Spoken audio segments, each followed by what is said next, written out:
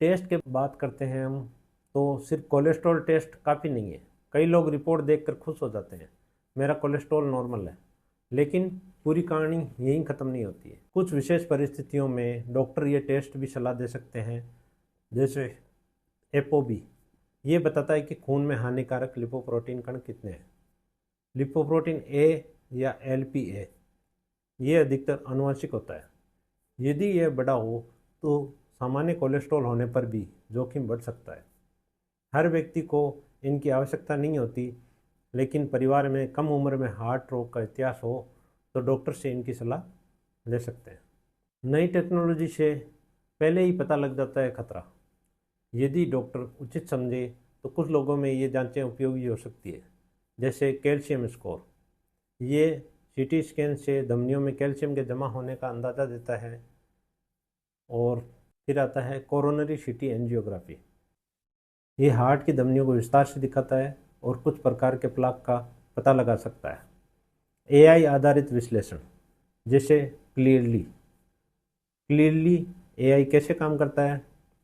जांच का तरीका, ये एक साधारण और दर्द रहित CT स्कैन या कोरोनरी CT एंजियोग्राम का उपयोग करता है।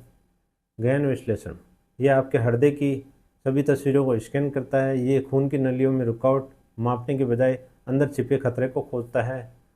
रिपोर्ट, ये मिनटों में एक रंगीन रिपोर्ट बनाता है। इसमें पूरी जानकारी होती है कि प्लेक धमनियों में जमी वसा कितनी है, कहाँ है और किस प्रकार की है। क्लियरली AI द्वारा दी जाने वाली मुख्य जानकारी, पहली है प्लेक का प्रकार। ये सभी प्रकार के प्लेक, जैसे सख्त, नरम और मिश्रित, को अलग अलग पहचानता है। नरम प्लेक सबसे खतरनाक होते हैं क्योंकि ये अचानक फट सकते हैं और दिल का दौरा ला सकते हैं। प्लेक की मात्रा, ये मापता है कि आपकी धमनियों में कुल कितना प्लेक जमा हो गया है। थर्ड, खून के बहाव, इस्चेमिया का अनुमान, ये बताता है कि रुकावट के कारण आपके दिल तक खून पहुंचने में रुकावट या समस्या आ रही है। फिर आती है पारंपरिक एंजियोग्राफी, इन्वेजिव। ये एक मेडिकल इमेजिंग टेस्ट है जिसका उपयोग रक्त वाहिकाओं में रुकावट, संकुचन या किसी प्रकार के नुकसान की जांच करने के लिए किया जाता है।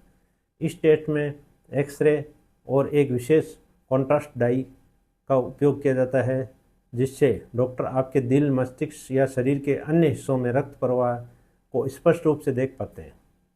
इसमें डॉक्टर लोकल एनेस्थीसिया देकर कलाई या जांघ की नस के माध्यम से एक पतली और लचीली ट्यूब, कैथेटर डालते हैं।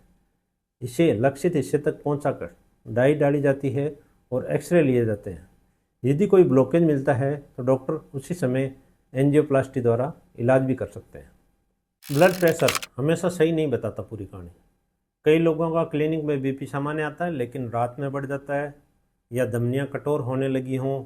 ऐसी स्थिति में डॉक्टर कभी कभी 24 घंटे का एम्बुलेंट्री ब्लड प्रेशर मॉनिटरिंग बताते हैं या अन्य जांच की सलाह भी देते हैं। बचाव कैसे करें? सप्ताह में कम से कम 150 मिनट व्यायाम करें। 7 से 9 घंटे की अच्छी नींद। धूम्रपान और वेपिंग से बचें। फल, सब्जियां, साबुत अनाज और स्वस्थ वसा वाला संतुलित आहार लें।